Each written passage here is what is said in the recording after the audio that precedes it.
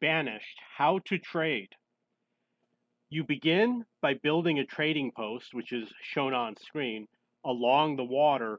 You can do it on lakes, you can do it on rivers, and you can probably do it on streams if you're lucky. I seem to recall I've had boats go through those little streams before. You want to leave space so that you can build another trading post next to it. So, for example, with this one, you want to build it as far to the left that it will allow in order to try and build another one here. And build the fishermen's huts in any unused space. After you finish building all your trading posts, try to build as many fishermen huts as possible.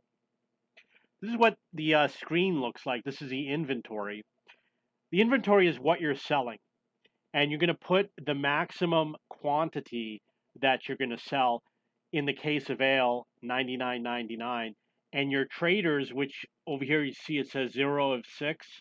I have 0 right now, but they're going to bring the product that you list over here, and this is the amount that you want, and this is the actual amount.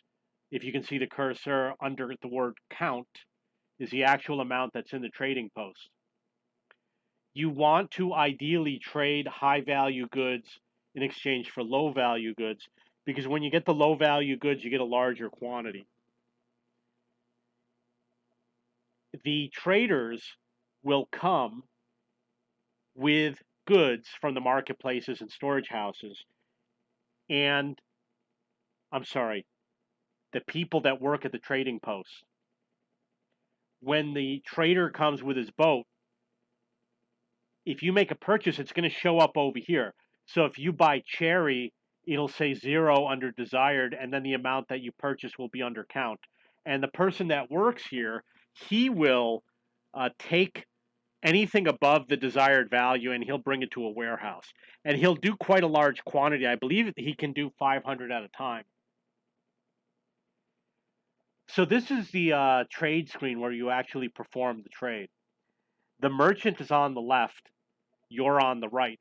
And what you're going to do is enter under the trade column the quantity of units that you wish to trade, and it's going to be multiplied by the value. So if you do ale at 8 and you sell 100, it's going to be a total value of 800.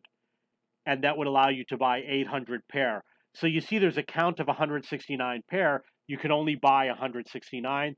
Under trade, you would put 169. It's a cost of 1.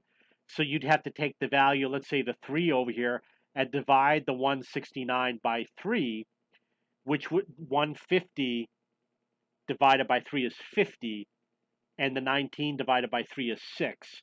So it would be 56 units of yogurt would buy 169 units of pear, and you'd overpay by 1 unit.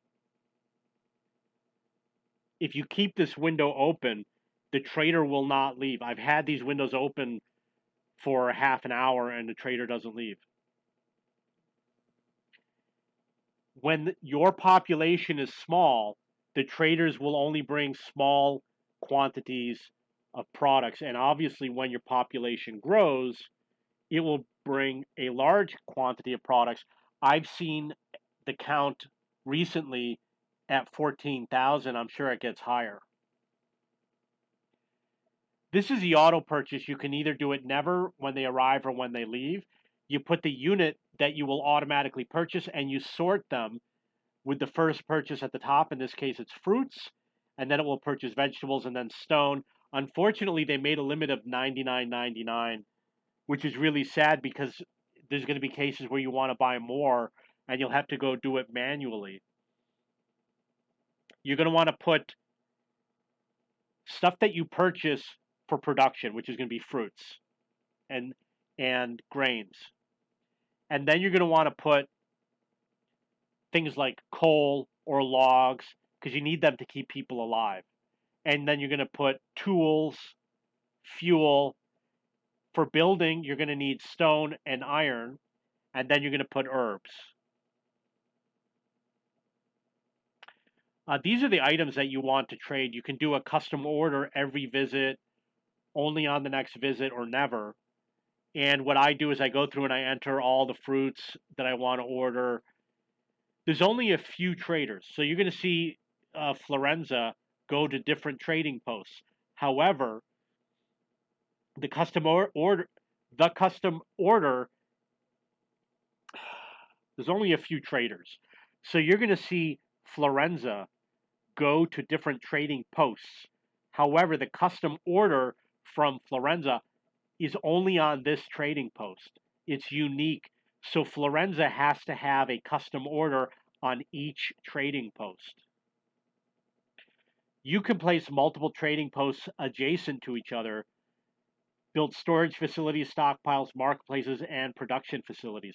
These are 3 trading posts. We've got some ale production, a marketplace. This is the dairy. And then we got a stockpile.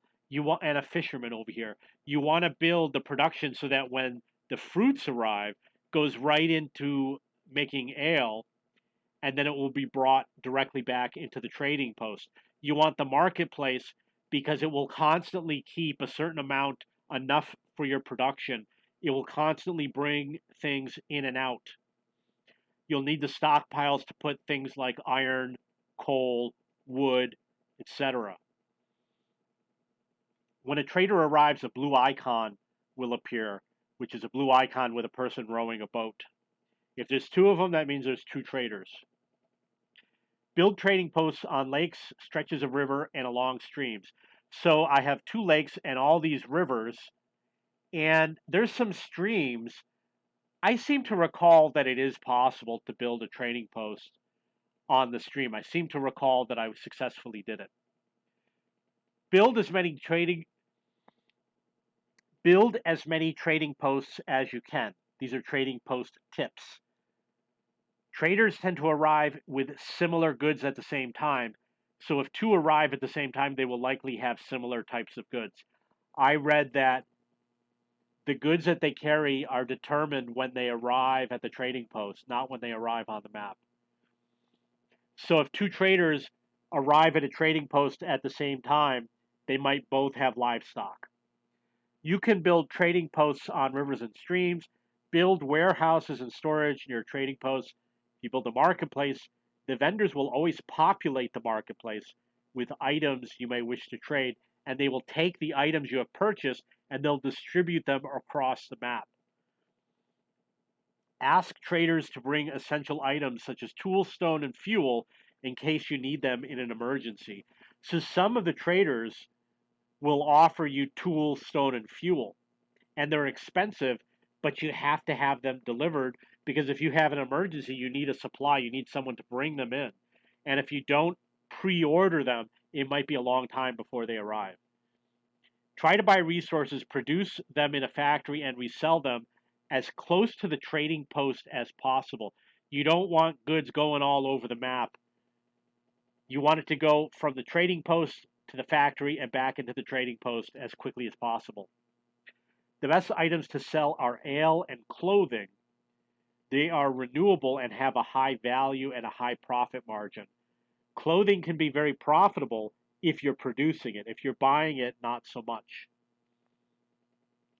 You will need to purchase stone and eventually coal and iron once you expand across the map. Eventually, you're going to run out of stone. You'll run out of coal and you will run out of iron, but you'll run out of stone first. It is more efficient if each trading post purchases a small number of unique items, produces more expensive items, and resells them. So, for example, if you're doing fruit and there's 10 types of fruit, 8 of which work in the tavern, it's more efficient to only buy 1 type of fruit. You'll have a massive quantity. However, you won't, let's say apples. If you have 30 taverns and they're all using apples, it's very efficient for you because all of them will always have a supply. If you bring in 8 different types of fruit, 1 of the taverns might run out, 3 of the taverns might run out, and then they're not doing anything for a while. And then it's not as efficient. So if you're going to do something like wool or leather, it's better to just pick 1. The best items to sell are ale and clothing. They are renewable, have high value, high profit margin. Tools, not necessarily so. Well, if you produce them yourself, they do. But if you buy the materials and then build and sell, you make a small profit margin. Okay. When you purchase livestock, they will be kept in the holding pen at the trading post until there is a pasture for them to move to. The holding pen is a little rectangular area on the trading post. You will need to purchase a minimum of 2 livestock for them to reproduce. My advice is you buy 4 to 6 livestock. Seeds are expensive. You only need to buy one of each type and then never again. If you're going to buy one type of livestock, I recommend there's advantages to getting the sheep because you can produce the warm coat and you get the meat. Some traders only want to buy certain goods such as stone, tools, or meat. So when the trader comes in, some of them only want stone, expensive and rare, tools, meat, expensive type of food. And if you have fruit, they're not going to want it. And then there's one trader that will buy anything. Each trader may have a different selling price and different buying price for each good. For most of the game, you'll only need one worker at the trading post. There might be a case where you need more than one worker at the trading post when you're moving a lot of goods, but for most of the game, you only need one. Okay, these are my trading tips and Banished how to trade and my Banished trading guide. If you have any questions or comments, please post below. Don't forget to go to cheapbooks.cc and look for the Banished forum under the video game forum.